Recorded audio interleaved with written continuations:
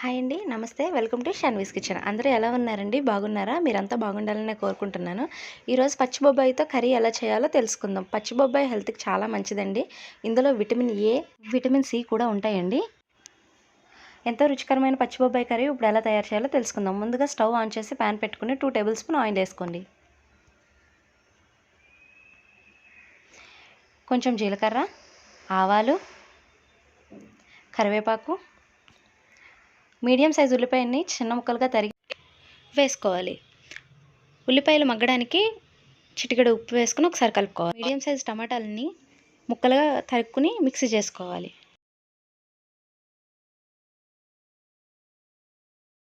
ఇలా మిక్సీ చేసుకున్న టమాటా ప్యూరీని కూడా ప్యాన్లో వేసుకుని మగ్గించుకోవాలి.